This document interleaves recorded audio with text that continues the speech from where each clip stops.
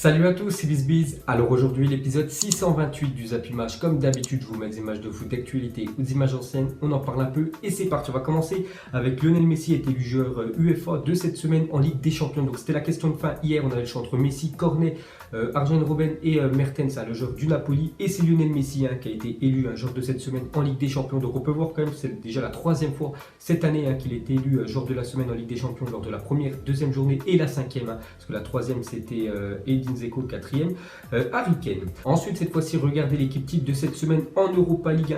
Donc, on peut voir deux joueurs qui évoluent en Ligue 1. Donc, déjà, le gardien du Stade Rennais et le défenseur de Bordeaux, Koundé, qui est dans cette équipe type. Sinon, on peut voir pas mal de gros joueurs comme Çalhanoğlu, le joueur du Milan AC ou Lens, le joueur, le milieu gauche du Beşiktaş. Ensuite, direction de la Ligue 1, on va parler du match avancé de la 15e journée.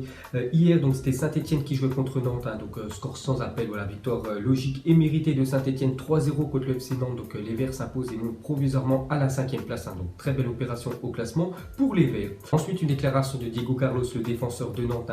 Donc il a dit à la fin du match, c'est compliqué de jouer avec ses arbitres. Après le deuxième but, il s'est foutu de moi et m'a dit tu veux 4 minutes en plus pour prendre plus de buts. Donc voilà ce qu'a dit quand même l'arbitre à Diego Carlos.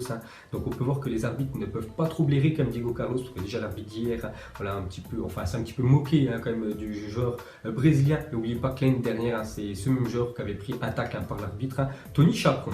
Et pour finir sur cette rencontre, on peut voir que l'AS Saint-Etienne engrange dans son championnat, parce que face au top 4 en Ligue 1, ils ont pris seulement 0,25 points par match. Et contre le reste, on va dire contre les équipes à leur niveau, bien sûr, Saint-Etienne, ils ont pris 2,27 points. Donc actuellement, ils sont 5e de la Ligue 1. Donc s'ils continuent bien, donc pourquoi pas l'année prochaine jouer en Europa League pour eux. Ensuite, j'étais un coup d'œil au programme de ce week-end. Donc ça joue partout en Europe. Donc déjà en Ligue 1, une belle affiche entre Lille et l'Olympique Lyonnais à 17h cet après-midi. Sinon, ça joue partout. En Europe, on peut voir qu'en Espagne, il y a aussi un beau match entre le Real Madrid et Valence. Ensuite, on revient entre le match entre Lille et bien sûr l'Olympique Lyonnais. C'est quand même le 4e qui reçoit le 2e. Donc une déclaration de Christophe Galtier, l'entraîneur de Lille. Il a dit pour moi, l'Olympique Lyonnais, c'est la 2e meilleure équipe du championnat derrière le PSG. Les Lyonnais l'ont encore prouvé cette semaine par un match de très haut niveau en Ligue des Champions. C'est pour ça que l'entraîneur lillois s'attend vraiment à un gros match bien sûr cet après-midi contre Lyon. Donc on en reparlera bien sûr dans le Zap Image de lundi. Ensuite, à parler du club du Boca Juniors, ont annoncé ne plus vouloir disputer la finale au stade de Santiago Bernabéu. Le club portera l'affaire devant la chambre d'appel de la Conmebol. Donc vous savez que le match retour de la Ligue des Champions sud-américaine va se dérouler dans le stade du Real Madrid le 9 décembre prochain. On peut voir que l'équipe du Boca Juniors ne veut pas bien sûr jouer en Europe. Ils veulent que le match se dispute en Argentine. Donc à mon avis, s'ils ne jouent pas, tout simplement, ils déclareront forfait et la victoire reviendra au River Plate. Ensuite, à prendre des nouvelles de Samir Nasri, donc ne signera pas son contrat à West Ham qu'à condition qu'il perde rapidement 5 kilos, parce qu'actuellement il est toujours sans club, Samir Nasri. Donc on peut voir qu'il avait fait des tests avec West Ham pour signer gratuitement, on peut dire, dans ce club-là. Mais West Ham n'est pas trop chaud, on peut dire, pour l'accueillir, parce qu'il a pris beaucoup de poids, Samir Nasri. Donc s'il perd du poids, il pourrait peut-être lui proposer un contrat. Ensuite, des nouvelles de Samuel Umtiti aurait pris la décision de ne pas se faire opérer. Donc on avait parlé hier que le Barça, eux, voulaient que Samuel Umtiti se fasse opérer, qu'il ait plus ses problèmes au genou.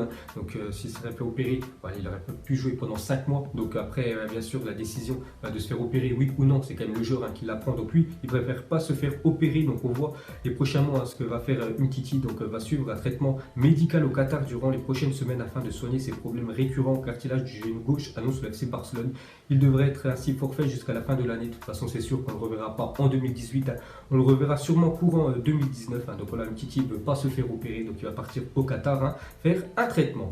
Et pour finir avec lui, on peut voir qui fait la une bien sûr du journal Mundo Deportivo aujourd'hui en Espagne. Donc question centrale, bien sûr, Umtiti a décidé de ne pas se faire opérer et sera traité au Qatar. Donc le Barça a plusieurs alternatives pour trouver un remplacement. Donc soit un vétéran, Ivanovic, un ancien défenseur de Chelsea, pour remplacer bien sûr Umtiti. Donc ils vont sûrement recruter comme un défenseur cet hiver le Barça. Donc un investissement Geni, donc c'est un jeune joueur, ou un joueur du centre de formation du FC Barcelone Choumi. Donc les 3 choix bien sûr pour le Barça pour remplacer Umtiti. Ensuite, cette fois-ci, regardez la une du journal Sport aujourd'hui en Espagne. Donc le FC Barcelone a désormais le champ libre pour recruter Adrien Rabiot, qui refuse toute prolongation de contrat avec le PSG. Donc on a bien vu, de toute façon, même contre Liverpool, quand il rentre en cours de match maintenant, même les supporters le sifflent. Après, c'est normal, il ne veut pas prolonger son aventure avec le Paris Saint-Germain. Donc il devrait quitter bien sûr le PSG, soit cet hiver pour 10 millions d'euros, soit l'été prochain quand même gratuit. Ce serait vraiment une perte pour le PSG de laisser filer bien sûr un joueur sorti du centre de formation avec un bon niveau gratuitement, donc il devra aller du côté du Barça. Et pour finir avec les journaux espagnols, donc selon Mundo Deportivo, donc la direction du Real Madrid ne considérait plus Isco comme un joueur intransférable et pourrait le céder en cas d'offre intéressante. On peut voir que Chelsea pourrait proposer une offre soit cet hiver ou l'été prochain pour Isco, parce que Isco déjà il s'entend pas trop avec le nouvel entraîneur Solari. Donc déjà la semaine dernière contre Eibar, donc il est sorti en cours de match, il a même pas serré la main sur un entraîneur. C'est pour ça que cette semaine contre Rome, il n'était même pas sur la feuille de match, bien sûr Isco. Donc voilà, on voit que ça va pas trop bien son aventure au Real Madrid et qu'il pourrait quitter le club l'été prochain.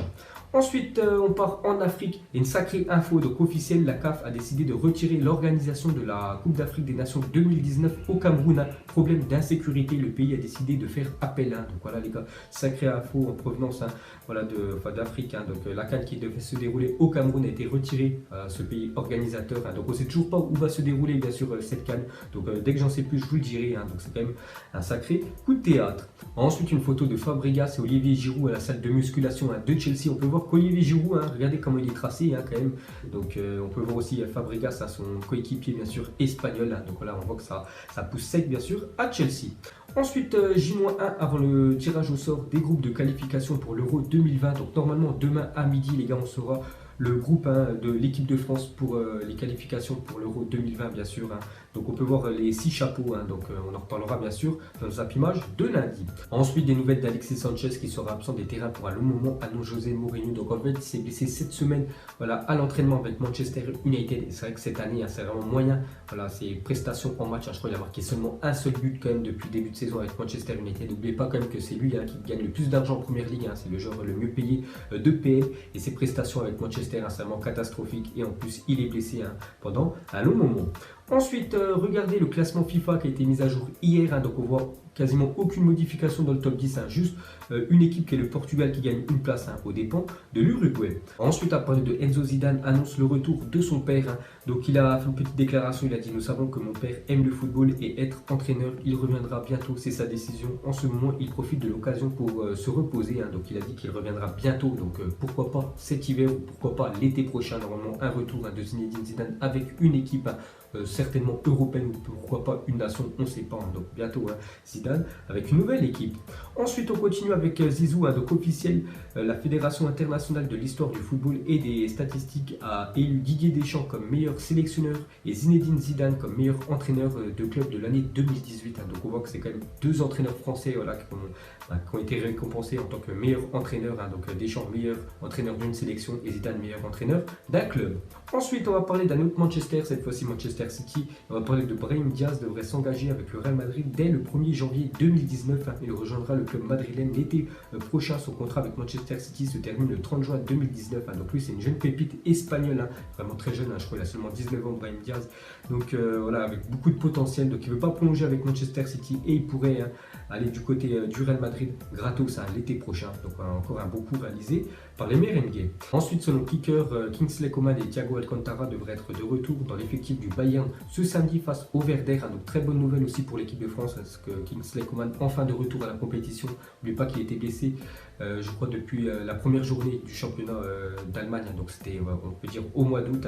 Donc voilà, il devrait être dans le groupe cet après-midi. Et il y a aussi Thiago Alcantara qui était blessé lui depuis quasiment un mois et demi. Ensuite, on continue avec un autre footballeur blessé. Donc alors qu'il devait revenir pour le 8 décembre, Kevin De Bruyne guérit moins vite que prévu. Il devrait manquer encore les 3 prochains matchs de championnat pour le milieu offensif de Manchester City. Vraiment qui manque quand même à cette équipe de Manchester City, même si avec les autres joueurs, ça déroule.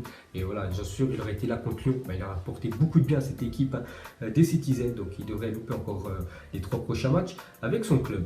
Ensuite, on revient en France. On peut voir que des parents en Corrèze ont souhaité donner comme prénom à leur fils Griezmann et Mbappé. Donc ils ont appelé quand même leur fils Griezmann et Mbappé. Donc incroyable.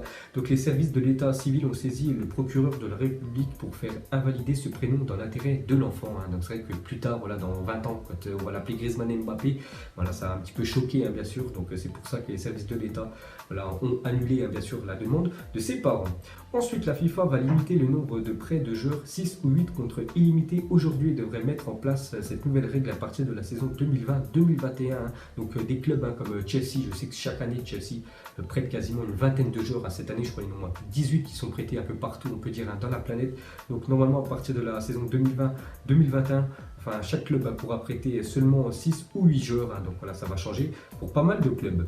Ensuite, une déclaration de Alban Lafont, ancien gardien de Toulouse, maintenant gardien de la Fiorentina, parce que cet après-midi, il y a Fiorentina qui joue contre la Juventus. Il a dit: je rêve de stopper un penalty de CR7 et de voir la Fiorentina glaner des points contre la Juventus. Donc verdict, bien sûr, ce soir. Ensuite, à parler de David Villa, serait proche de quitter New York City pour rejoindre Andrés Iniesta et Luka Podolski au Vissel Kobe au Japon. Donc il pourrait quitter la MLS, aller dans le championnat japonais. David Villa, ancien grand joueur quand même du Barça et de la sélection espagnole. Il a gagné la Coupe du Monde et les 2 Euros 2008 et 2012. Et pour finir ce zappimage, on va terminer avec une question très simple. Donc on voit un footballeur avec un masque sur la tête. Donc vous mettrez en commentaire qui est ce footballeur, enfin si vous trouvez. Donc je trouve quand même que c'est plutôt facile si vous regardez les yeux. Vous savez bien sûr qui c'est. Donc vous mettrez tout ça en commentaire et je vous donnerai la réponse lundi. Donc voilà les gars, la fin de zappimage 628. Donc si ça vous a plu, un petit like et je vous ferai l'épisode 629 lundi. Donc moi je vous laisse et je vous dis à la prochaine comme d'habitude. Ciao à tous. Donc on l'a maquillé avec des mensonges. Et que son âme est moche, plus qu'à la maquiller avec des mensonges. Je sais pas ce qui se passe dans ma tête. Parfois, je voudrais sauver la terre. Parfois, je voudrais la voir brûler. Ça va pas trop, je roule un terre. Trop de haine pour 9 mètres carrés. Tristesse, faut pas.